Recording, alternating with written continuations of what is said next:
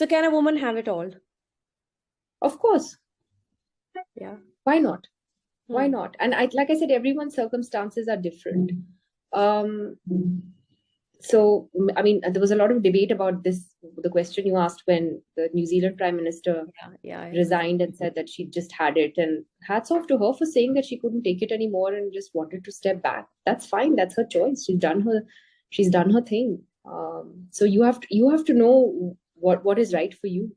I don't think we should judge ourselves by what society expects from us or what other people expect from us.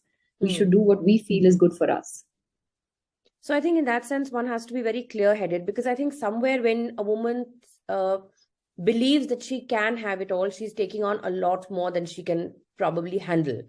And yeah, true. But I guess a lot, again, depends on what are your circumstances at home. Do you have help? Do you have, parents or in-laws that can help with the children? Things like that. Do you have a husband who is an equal participant in, the household, and why should it just fall on the woman? So I think a lot depends on your own individual circumstances, and what kind of support structure you have as well in your family. That matters. I think that does matter. So, but do you think somewhere we as women also are to be blamed for believing that we can have it all, and maybe sometimes not asking for help when we should? I mean, unless I seek help, nobody's going to come and give it to me. I mean, and I don't think there's anything wrong with it. Ask your parents for help. Ask your in-laws for help. Ask why. What's wrong with asking for help?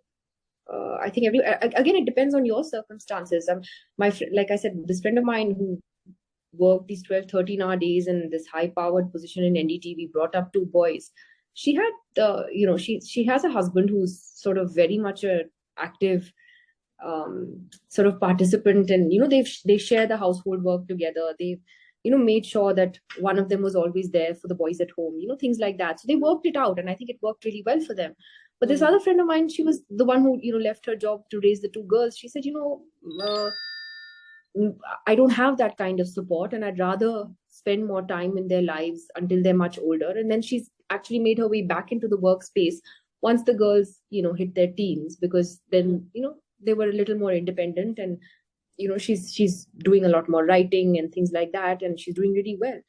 So it really depends on your individual circumstances. But you're right, I think a lot of women are reluctant to ask for help and often end up taking much more on themselves. Everyone also expects, right, that it's the woman. So motherhood, home, cooking, everything comes on the woman. I can't cook to save my life, so I think my family would run away if I even offered it. So that's like great for me.